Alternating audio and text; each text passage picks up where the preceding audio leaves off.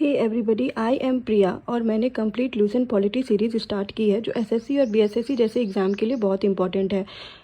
इससे पहले मैंने फंडामेंटल राइट्स के इंट्रोडक्शन के ऊपर वीडियो बनाया था, आप चाहे तो वो वीडियो देख सकते हैं। और आज हम आर्टिकल 12, 13 और 14 को अगले 1 मिनट में समझेंगे।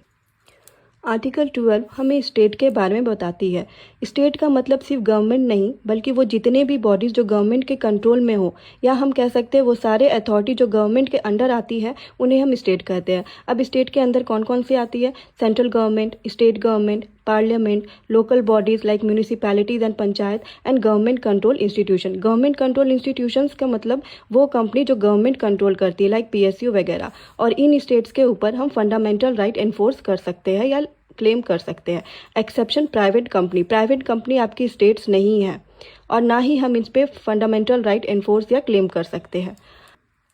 Article 13, if any law goes against fundamental right. कोई ऐसी लॉ जो फंडामेंटल राइट के अगेंस्ट हो तो वो लॉ नहीं मानी जाएगी, वो नल एंड वॉइड हो जाएगी। लॉ बिफोर कॉन्स्टिट्यूशन मतलब कॉन्स्टिट्यूशन से पहले जितने भी पुराने लॉज हैं, अगर वो फंडामेंटल राइट को वायलेट कर रहे हैं तो वो उस एक्सटेंट तक नल एंड वॉइड हो जाएंगे। और फ्यूचर में कोई ऐसी लॉ नहीं बनेगी जो फंडामेंटल राइट के अगेंस्ट हो या फंडामेंटल राइट को वायलेट करे। आर्टिकल 13 के exceptions. Constitutional amendment is valid मतलब पार्लियामेंट कॉन्स्टिट्यूशनल अमेंडमेंट कर सकती है, लेकिन कॉन्स्टिट्यूशन के बेसिक स्ट्रक्चर वायलेट नहीं होने चाहिए। अगर कॉन्स्टिट्यूशन के बेसिक स्ट्रक्चर वायलेट हुए तो वो अमेंडमेंट वैलिड नहीं होगी, वो अनकॉन्स्टिट्यूशनल डिक्लेयर हो जाएगी। Article 14, right to equality. Right to equality means हर कोई लॉ के सामने इक्वल है, हर किसी को इक्वल प्रोटेक्शन मिलती है और ये राइट सिटीजन और फॉरेनर दोनों के लिए होती है।